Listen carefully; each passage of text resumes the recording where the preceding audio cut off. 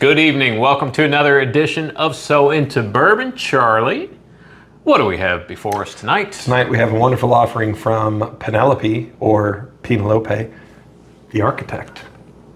There's no accent mark.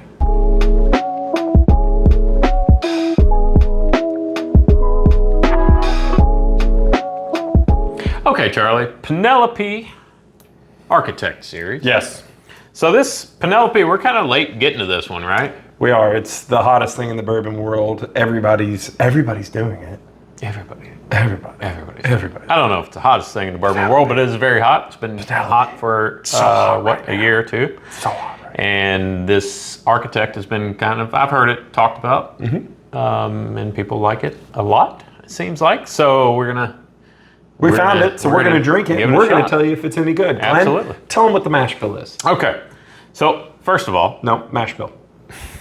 Tell them the Mashbill. 75 corn, 15 wheat, 7 rye, and 3 malted barley. So it's a 4 grain. 4 grain, which is interesting. And it's a wheater. Interesting, not a lot of 4 grains. Right. It's starting to kind of come around, but it's We've 4 actually grain. done quite a few 4 grains here lately, haven't we? Here lately. But they're always kind of little, the little guys. Yeah. Kind of using it to stand out, which is cool. Where's this bourbon from? Okay, so Penelope is the distiller, obviously. Well, Penelope is the brand. The distiller is MGP and Bardstown Bourbon. 2 of my favorite people. Absolutely. So this is a 4-year-old age-stated bourbon. Minimum 4 years. Minimum. It says 4 to 5.5 years. And so they use number 4 staves and number 2 heads. Now, this, if I'm not incorrect, if I'm not mistaken, is French oak. It is French oak. Those are French Oak Staves. I do not like wheaters, which has been well documented, but do you know what I do like? I do love French oak. Yeah, so I was going to get to this, but let's just kind of jump right into it now. So this is, like you said, finished with 2 different types of French Oak Staves, and a delicate stave, which is a low tannin content, and an intense stave, which is a medium tannin content. And they get in that and they fight. They do. So Penelope uses a state-of-the-art, it's called oak scan process, and it's to build a truly precise flavor profile within each bottle. Now, Glenn, is that what is on the back of this bottle? It is. It has a. Look at that. And You'll see it on the spinny. Yeah, it's just kind of a. You've probably seen it before if you're a bourbon drinker. They have a graph that The flavor wheel charts out the flavor wheel. Yeah. So, but this oak scan process. So each piece of trimmed wood that they use is it's passed in front of a light ray. It's like a near infrared, and it analyzes the tannin content in each stave. So it sends back an index, which helps set a classification for the following selection. A barcode is then printed on each stave together with a letter which corresponds to its classification of tannin content. They're using freaking lasers. Yeah, so that's straight from their website. So that kind of explains another high-tech process. We're seeing a lot of this more high-tech Signs and wonders. stuff coming into What bourbon. do you think Pappy Van Winkle would say if we're using some lasers to determine tannin content? Yeah, I don't know what Pappy would say about that. But, Pappy's dead, so who cares? Yep. It is 104 proof, non-chill filtered, And we're gonna nose it now? priced at $66.99. Ooh. I paid $53.99 at Meijer. Let's get to it. God bless grocery stores. Boy, It's got a nice It color does to have it. a nice little- Kind of a darker amber color.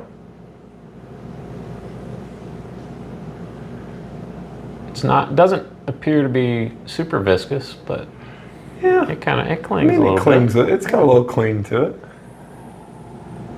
Ooh, it's got a nice nose. And what proof is this? 104? It's Non-chill filter? 104, yeah. It's a little hot on the nose. It's a little hot. There's some ethanol there. I get a little bit of the that wheat funk, and A little bit. What is he doing? Are you okay? I don't know what he's doing. This is unscripted. Have you never used this process? I mean, Great. Do it. Try it. No, I don't want. Try it. No, I've washed my hands today.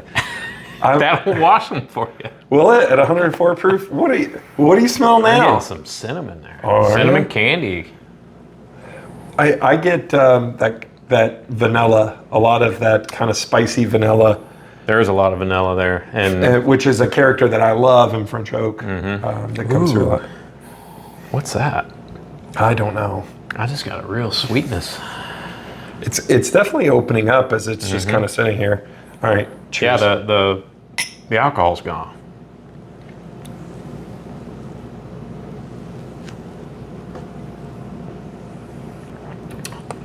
You know what's really strange?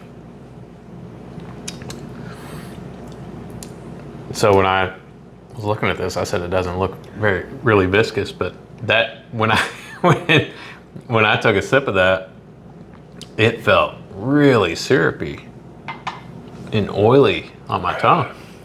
I'll go. That's amazing. That, oh my gosh. That is so good. It just hits your palate and you instantly, at least I am salivating. Like my mouth is watering because of how delicious that is. One of your catchphrases is cascading flavor. And I always kind of snicker when you say that. This has cascading flavor. It is so good. Now, I had 2 little drinks. It doesn't hang around for a long time. The finish is, I don't want to say it falls flat, but like my mouth is like more of that flavor. It's sweet vanilla. There's a little bit of rye spice or some sort of spiciness, which is only 7% rye. But it's a very complex yet rounded out flavor. I'm getting some, man, what is that? Almost like a caramel, like a Milky Way candy bar on the finish. That's really good. Caramel, chocolate. And you get that there is an oakiness there. There is a lot of oak character. Definitely. But it's kind of that, the reason I love French oak is it is kind of the oakiness is not that dry kind of oak, like chewing on bark. It is kind of a sweet oakiness. So you have that sweetness and that oakiness. Again, if there's one thing that I wish, and there's so much flavor on the front end, the finish doesn't hang around very long. See, I'm not gonna say it's got just a really long extended finish, but I think the finish is okay. It makes you want more. It definitely, there is so much front and mid palate flavor on that. Like sweet and savory and oaky and a little bit of a floral note too that I'm kind of picking up. The nose has really opened up. Really opened up. Wow, that's a great bottle. That's a great bottle. That's one that I want to just kind of sit down with, and you can just kind of just drink. Yeah. Well, you saw how quick. Yeah. Like when I tell you, as soon as I took that first drink and kind of swirled it around, and after I swallowed it, my mouth filled, like just salivating, like more of that. Yeah. And that's not a common occurrence with me. This is a Milky Way candy bar in a bottle. It's really good. I really like that a lot. There is a lot of character in that. I am excited to see kind of how that opens up. Now, obviously, Penelope kind of took the world by storm, and what comes with that is they were recently purchased by Luxco, who is owned by MGP. So they got that going for them, which is nice. But supposedly nothing's going to change. I can guarantee you nothing will change because if they're buying from MGP and Bardstown Bourbon Company, the number one rule of bourbon typically is you don't mess with it when things are good. Don't break what isn't. Don't fix what isn't broken. Don't break what ain't broke. Yeah, so Penelope, just a little bit more about Penelope. They're based in Roselle in Union County, New Jersey, wherever that is. I have no clue. It's the brainchild of friends Mike Paladini and Danny Polise. Mike and Danny. Great job, Mike and Danny. And the bourbon is actually named for Paladini's daughter. Oh, Penelope. And it went into production in 2018. Well, I see you're drinking some more. great. I normally don't do that. Hey, knock yourself out, buddy. Going to. I mean, not literally, but Figuratively and literally. shall we just sit here and watch you drink, or I mean, I was going to talk some more, but go for it? So Talk till your heart's content.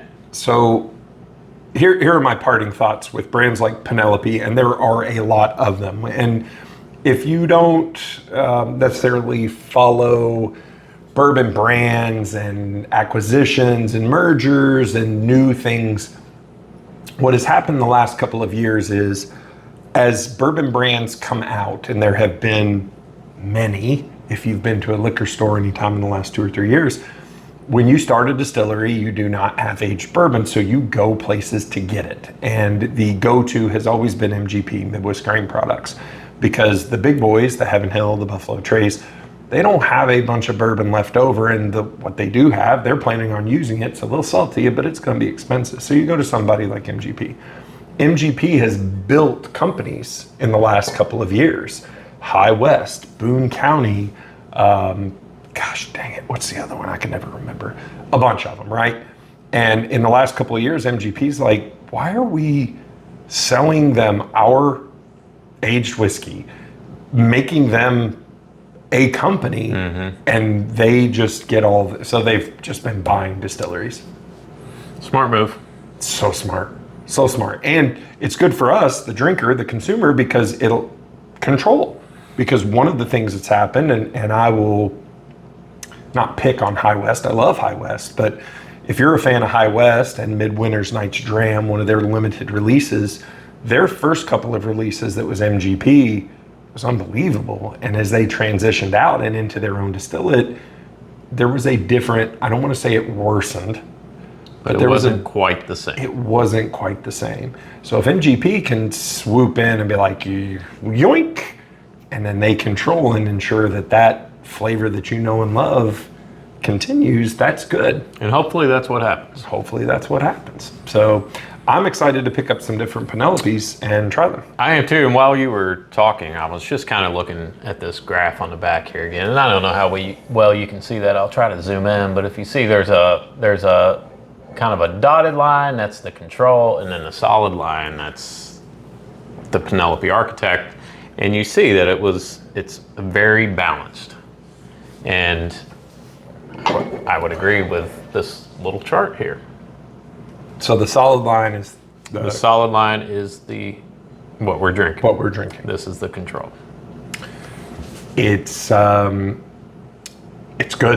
It's very good. I mean, there's not a whole lot more to say. It's a really good bourbon. I would put that up there with a Redwood Empire as far as just a good all-around, everyday sipping bourbon. There are very few bourbons, whiskeys that kind of have what I would say a broad appeal. 104 proof, just proofy enough that if you wanted to not add an ice cube or put it in a cocktail, it'd hold up. I don't know why you would.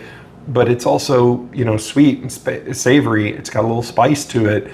It has great oak character, but not over oaked. It has something for everyone in that bottle. And I think that's what kind of makes it great is, I don't know who doesn't like that or wouldn't. Rate it. $54 for that. Man, I'm going to give that a 7.875.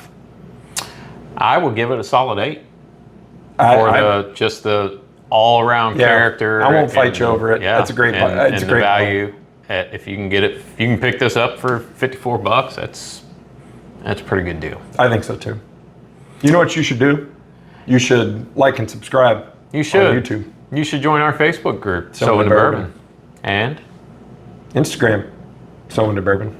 what else, Charlie? TikTok, Whiskey Realtor. That's right. What else should they do? The most important thing is keep your wallets loose And your bung holes tight. Good night, everybody. Peace out. Let it rest. It's 4 years old. What's it going to do? Age another year? It is 4 to 5.5 years old. Penelope! Penelope. We rolling with that? Yep. What's on there? Just take the plastic off. Yeah. You want a man to do it? Blow it that way. Blow. Do not want to give tasting notes on the smell of your burp. We should rate it. Right. Whoa. It's a 2. Penelope Architect, take 1. Action.